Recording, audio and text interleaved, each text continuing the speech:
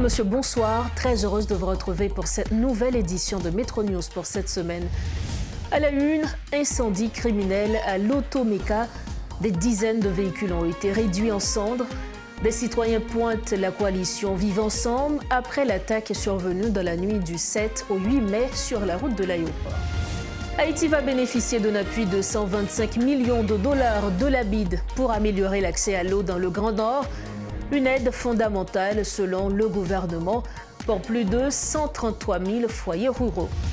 Également, titre de ce jeudi, scandale de corruption au sein de plusieurs organismes autonomes de l'État. L'ULCC dévoile le rapport explosif Renan et Douville, Carl François et d'autres anciens hauts fonctionnaires mis en cause pour détournement massif de fonds publics avoisinant les 200 millions d'euros.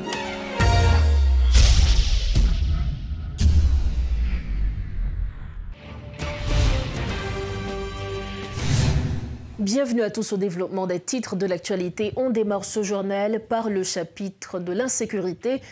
Des dizaines de véhicules de l'entreprise Automeka, située sur la route de l'aéroport, ont été incendiés par des groupes armés de la nuit du 7 au 8 mai 2025.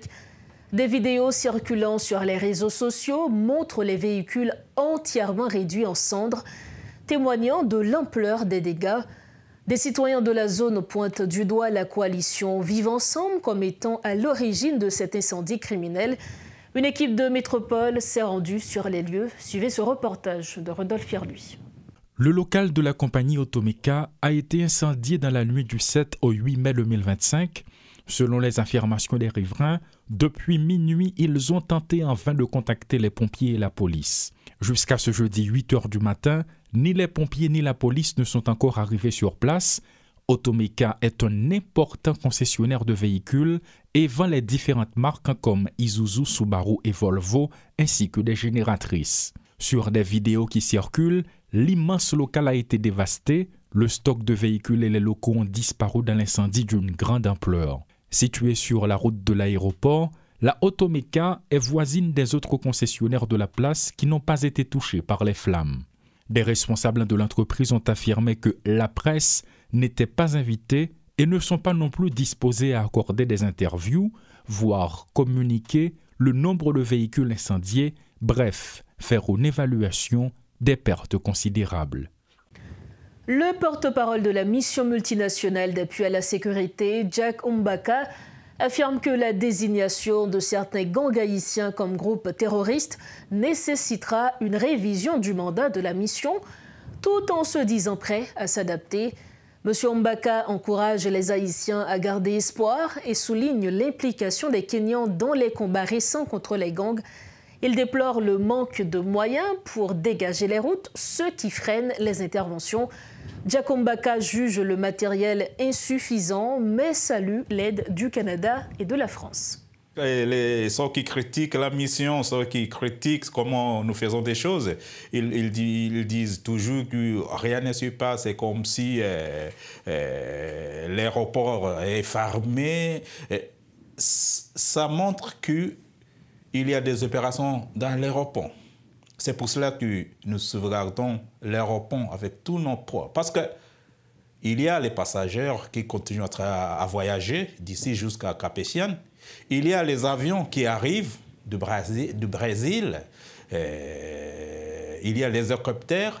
Et comme vous avez noté, comme vous avez remarqué, chaque semaine, il y a des avions qui viennent de provenance des États-Unis pour amener les matériaux, pour amener les équipements. Les équipements, ça continue toujours, et aussi l'alimentation. Donc, grâce aux États-Unis, nous sommes là où nous sommes. Grâce aux pays comme Canada, France, oui, ils font beaucoup de choses, même si on ne parle pas de ça. Mais la mission continue grâce à... C'est pour cela que vous avez noté, bien remarqué que chaque semaine, il y a eu les gros avions qui arrivent. Bon, pour nous, surtout pour Kenya, disons, si je parle de la part du Kenya, ce n'est pas quelque chose... c'est pas de nouvelles, je dirais. Alors pour vous... Oui, mais pour la mission, il faut bien comprendre qu'on nous a donné le mandat selon les États, selon l'ONU. Notre mandat, notre concept d'opération, le concept d'opération, on indique les gangs. C'est ce qu'on a noté là, c'est les gangs. Maintenant, terroriste. Maintenant, si on va utiliser les mots terroristes, ça va, parce que ça va changer des choses.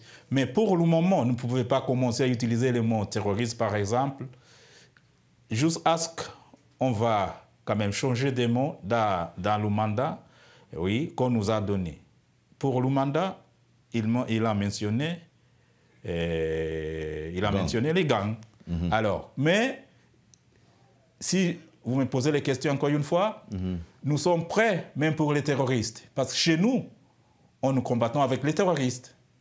Chez nous, c'est Al-Shabaab, de provenance Somalie. Alors, nous partageons la frontière avec Somalie et c'est notre jour. C'est notre jour. Chez nous, nous sommes très à l'aise à se contacter avec les terroristes. Nous sommes prêts. Moi, par exemple, j'étais responsable dans une unité qui s'occupait des gens qui étaient engagés avec les terroristes. La réhabilitation, la réintégration. Donc, ce n'est pas quelque chose de nouveau.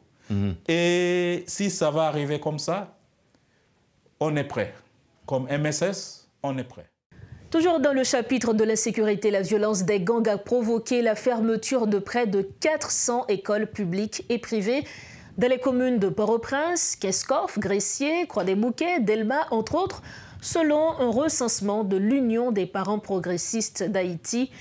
Des institutions de l'enseignement supérieur public et privé sont aussi frappées de plein fouet par cette terreur qui s'abat sur la capitale, dénonce Léo Litolu, responsable de l'UPEP.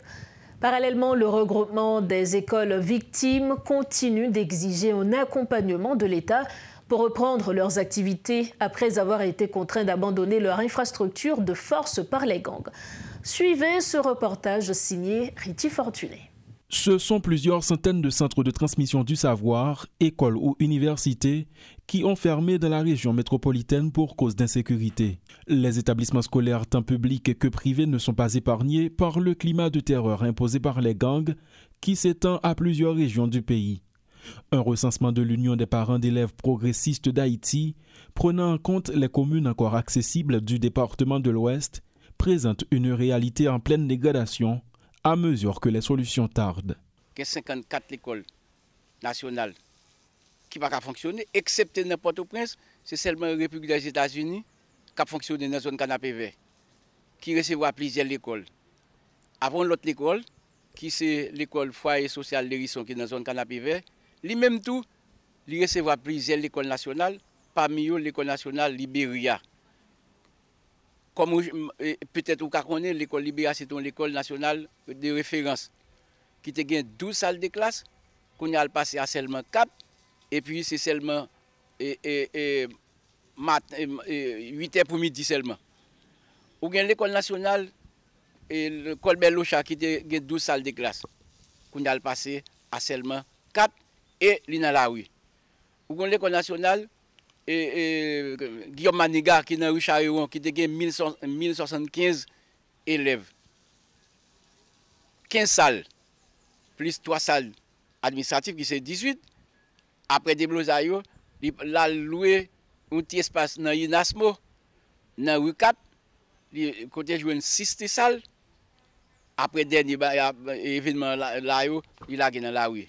Ce constat alarmant concerne des institutions scolaires dans les communes de Port-au-Prince, Gressier, Carrefour, Delma, Croix-des-Bouquets, entre autres. En plus des écoles dont les infrastructures ont été totalement détruites par les individus armés, d'autres sont devenues dysfonctionnelles en raison de leur proximité avec les zones contrôlées par les bandits ou parce qu'elles sont transformées en centres d'accueil pour des milliers de familles contraintes de fuir leur quartier. Voilà qui a suscité une forme de rotation. Certains établissements encore fonctionnels en hébergent plusieurs autres. Responsable de l'UPEP, Léo Litolu revient sur ce rapport d'enquête élaboré. En tout, pour le recensement, il y a environ 500 Par exemple, l'aime de ça dans le groupe Port-au-Prince, commune Port-au-Prince, il y a 347, ou il y a Grissier, alors privé, oui, il y a 109, et 15 coffres, il y a 34, et zone Cité Soleil, nous jouons environ 12, ok? Mais pour nous citer ça seulement, qui c'est grave. Et l'État, on nous dit où dit faire quoi travail. Mais combien ça pique là parce qu'il y a environ 5 000 à 6 000 petits examen qui parlent d'examen et baccalauréat ça pour Port-au-Prince. Il y a plus passé 46 000 petits qui t'a dû participer dans l'examen 9e pour le département de l'Ouest. Donc c'est un échec patent. Le Fonds national de l'éducation, dans le cadre du programme d'appui aux écoles et familles, a déjà publié une liste d'une 50aine d'écoles susceptibles de bénéficier d'un support dans la région métropolitaine de Port-au-Prince. Une initiative saluée par plus d'un, mais qui paraît dérisoire aux responsables de certaines écoles rassemblées au sein du regroupement des écoles victimes, qui semble ne pas figurer sur la première liste des établissements retenus par le FNE. Nous trouvons dans une situation extrêmement difficile. Nous gagnons une instance qui c'est le ministère de l'Éducation nationale, c'est avec lui nous dit. C'est lui-même qui régularise nous. Li connaît nous exister. Li connaît ensemble l'école qui côté yo yé. En de regroupement ça, gagné environ 100 écoles. Et nous recensons plus passer 200 écoles victimes. Tandis que l'éducation fonctionne en dents de scie dans la capitale, malgré maintes promesses des autorités, dans un contexte où l'alternative des cours à distance présente des limites, le Premier ministre annonce avoir rencontré plusieurs responsables d'universités publiques du Grand Sud et du Grand Nord. Pour Alix Didier Fizemé, les universités publiques régionales sont des piliers du progrès social et économique du pays. Par leur présent économie à Metro News, Haïti bénéficie d'un appui de 125 millions de dollars grâce à un nouvel accord signé avec la Banque interaméricaine de développement pour améliorer l'accès à l'eau potable, à l'assainissement et à l'hygiène dans le Grand Nord. Au total, plus de 133 000 ménages ruraux devraient bénéficier de ce programme qui s'inscrit dans une stratégie de développement durable portée par la BID et les autorités haïtiennes. Le séjour du président de la BID, Ilan Goldman, en Haïti est un signal important d'engagement adressé aux bailleurs, selon le ministre de l'Économie et des Finances, Alfred Fils-Métellus. Et pour une analyse approfondie des retombées de cette visite dans le contexte actuel, nous recevons l'économiste Enomi Germain. Économiste Enomi Germain, bonsoir. Merci infiniment de votre disponibilité. Bonsoir Rose Berlin, le plaisir c'est pour moi. Le président de la BID est en Haïti pour une visite. Comment est-ce que vous interprétez cette visite, surtout dans ce contexte actuel qui est marqué par la crise multidimensionnelle dans le pays? Est-ce que selon vous, c'est une visite tout simplement symbolique ou c'est un porteur d'un message fort? Oui, et effectivement, symboliquement, c'est une bonne chose de recevoir la visite du président de la Banque interaméricaine de développement. Parce que, et allons dire que quand vous avez un pays qui est physiquement, un pays dont la capitale est physiquement déconnectée du reste du monde, on va dire que c'est pratiquement un pays isolé. Mais quand vous avez le président de la Banque interaméricaine de développement, effectivement, et symboliquement, Rose Berlin, c'est une bonne chose. Mais en réalité, c'est pas uniquement symboliquement, puisque la visite se réalise dans un contexte particulier que l'on appelle un contexte de relance, de plan de relance et de développement de la Banque interaméricaine de développement et Haïti, c'est-à-dire un plan qui sera piloté par la banque, mais également Haïti. Donc je crois que, à la fois symboliquement, mais également sur le plan économique, on peut dire que c'est une bonne chose pour le pays. Mais bon, écoutez, et là, si on veut prolonger l'analyse, c'est que oui, c'est une bonne chose, mais il y a des points où il y a des questions qu'il faudrait soulever. La première question, c'est que, écoutez, le plan, quel est le montant du plan? C'est-à-dire que si on parle d'un plan de relance et de développement du pays, eh bien, en tout cas, il faut que l'on puisse mettre un chiffre sur le plan. Mais il y a une deuxième chose à souligner. La deuxième chose, c'est qu'il ne faut pas oublier que Et la BID en général investit dans les infrastructures en Haïti, c'est-à-dire dans la réalisation des routes, dans la réparation des écoles, mais également avec le secteur privé. Mais en général, quand la BID fait ces interventions, les dépenses, si vous voulez, les investissements de la BID ne sont pas, en tout cas, tout à fait reportés par l'État. Autrement dit, si on va dans le compte général de l'administration centrale de l'État, c'est-à-dire que le document dans lequel sont reportées toutes les dépenses d'investissement, mais également de fonctionnement de l'État, eh bien, en réalité, les dépenses qui sont réalisées par la Banque interaméricaine de développement ne sont pas soulignées. C'est-à-dire, il y aura de toute façon un problème de transparence. Donc, même s'il y a une annonce de montant, écoutez, moi-même, j'ai beaucoup d'inquiétudes que, en tout cas, il y a un problème de transparence dans l'implémentation, si vous voulez, des projets que la BID pourrait, si vous voulez, implémenter dans le pays, dans le cadre de ce plan que l'on appelle un plan de relance et de développement. Professeur. Et il y a une autre chose qu'il faut souligner. Voilà. Oui, professeur, est-ce que, selon ce que vous nous dites, est-ce qu'on peut espérer, à court terme ou à moyen terme, d'un appui financier de la part de la Banque interaméricaine de développement? En principe, c'est à moyen terme, étant donné que le plan, c'est un plan de moyen terme, 2025-2030. Mais quand on dit un support financier, ça peut être en appui ou en espèces. Mais du côté de la Banque interaméricaine de développement, en général, le support qui est fourni à l'État haïtien, c'est un support, allons dire, en nature, puisque la banque implémente directement ces projets. Même si, dans le budget rectificatif 2024-2025, il est prévu, si vous voulez, un support d'environ 21 milliards de dollars, de 21 milliards de gouttes, justement, à l'État haïtien. Mais il faut comprendre que c'est la banque, justement, qui va mettre en place ces différents projets comme d'habitude. Alors, on parle de relance économique. Est-ce que le facteur clé aujourd'hui, qui est l'insécurité, ne va pas justement empêcher cette relance? Est-ce qu'aujourd'hui, on ne devrait pas lier cette relance au rétablissement de la sécurité?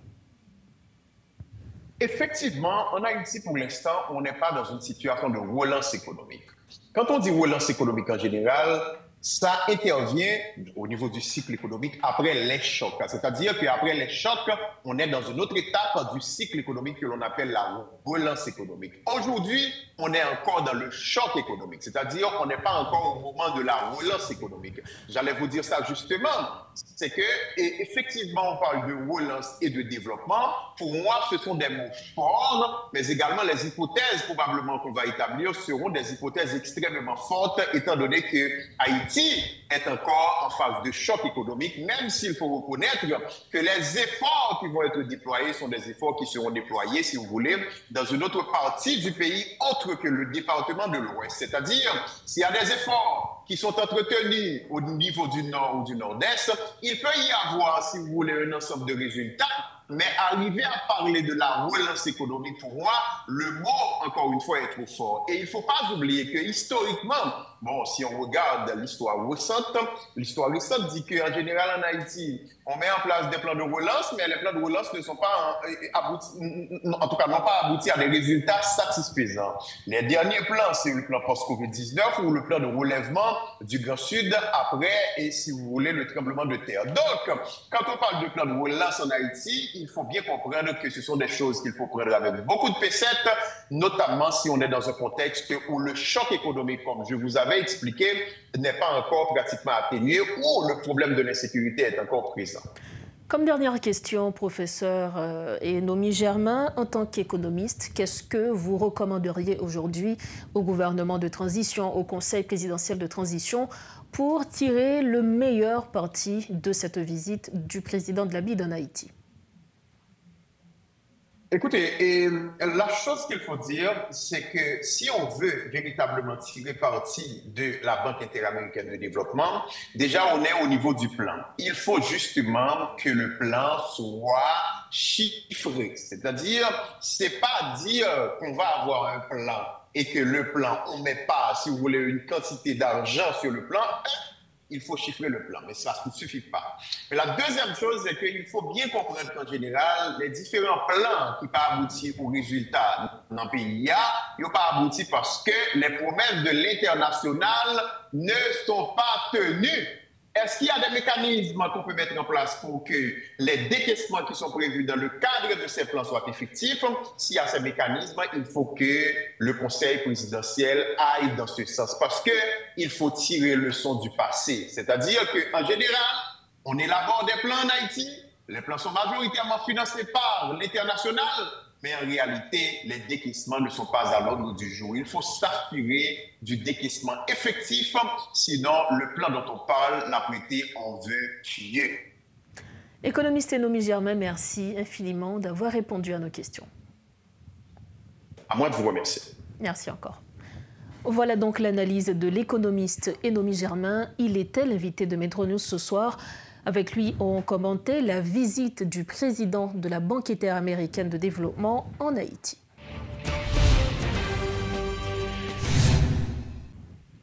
Merci de votre fidélité à Métro News. L'unité de lutte contre la corruption a procédé mardi à l'arrestation de 3 employés de la direction de l'immigration et de l'émigration.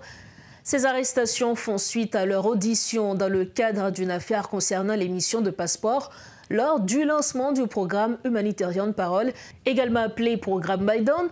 Les 3 employés sont accusés d'usurpation de titres, de concussion et d'abus de fonction.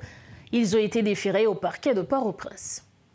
Pour refermer la page nationale de ce journal, l'unité de lutte contre la corruption a révélé ce jeudi une série de scandales impliquant d'importants détournements de fonds publics et des abus de pouvoir dans plusieurs institutions haïtiennes. L'ancien protecteur du citoyen, Ronan Edouville, est accusé d'avoir détourné 16,6 millions de gourdes via de fausses missions, tandis que Karl François, ex-directeur de l'OFATMA, aurait attribué illégalement des contrats de 107 millions de gourdes à des proches. La direction de l'immigration est également visée pour des fraudes de passeports et des frais illégaux totalisant plus de 76 millions de gourdes. Le LCC appelle à des poursuites judiciaires, au gel des comptes et à des réformes urgentes pour enrayer la corruption endémique. Écoutons les propos du directeur général de l'ULCC, Maître Hans-Jacques Ludwig Joseph, lors de la présentation du rapport. 6 rapports d'enquête dont les résumés exécutifs sont rendus publics aujourd'hui vont être remis au commissaire du gouvernement. Il s'agit des dossiers de l'ancien directeur général de l'OFATMA, de l'ancien protecteur du citoyen, de l'ancien directeur de l'immigration et de l'émigration, des cadres de la direction de la DIE et des centres de réception et de livraison des documents d'identité et d'autres fonctionnaires dans les régions. Ils sont reprochés des infractions de détournement de biens publics, d'abus de fonction, de passation illégale de marchés publics, de prise illégale d'intérêt, d'entrave au bon fonctionnement de la justice, de concussion, de favoritisme, d'association de malfaiteurs, de faux et usage de faux en écriture publique et d'usurpation de titres. Ces faits graves qui contreviennent aux valeurs sociales protégées ont été minutieusement documentés par nos enquêteurs aguerris, professionnels et compétents. Par ailleurs, l'ULCC veut saluer dans ce contexte très difficile les récents efforts de la justice dans certains dossiers de corruption qui tendent à lancer des signaux clairs de l'existence de magistrats qui ne s'alignent pas dans cette tendance générale de banalisation, de normalisation et d'institutionnalisation des actes de corruption. Il est plus que jamais nécessaire que ce bras technique mais autonome que nous sommes pour la justice, qui doit certainement rester indépendante, soit plus sollicité, car ce domaine est complexe et spécialisé. C'est d'ailleurs en cette compréhension que l'État haïtien a créé l'unité de lutte contre la corruption. Par ailleurs, je note avec espoir la publication récente du décret portant création du pôle judiciaire spécialisé qui traitera des crimes financiers. Je porte aussi l'espoir que ce pôle sera rapidement rendu opérationnel et doté de ressources suffisantes et de magistrats compétents spécialisés en la matière et notamment reconnus pour leur intégrité et leur impartialité. il existe des enquêtes plus complexes que d'autres, qui prennent plus de temps que d'autres. Je veux m'adresser aux dénonciateurs, aux lanceurs d'alerte. Soyez-en certains que toutes nos enquêtes aboutiront. Je veux parler notamment des enquêtes conduites sur le Fonds national de l'éducation, FNE, au niveau du Bureau de monétisation des programmes d'aide au développement, BMPAD, des marchés de restauration de la police nationale d'Haïti, des fonds de développement et des collectivités territoriales, FLDAT, qu'on appelle communément fonds communaux, des enquêtes patrimoniales sur diverses personnalités politiques, actuelles et anciens dignitaires de l'État. L'ULCC qui, à partir de ce jour, transmet sous ma direction au total 56 rapports d'enquête sur des faits accablants de corruption, ne fléchit pas, ne transige pas, mais plutôt exige.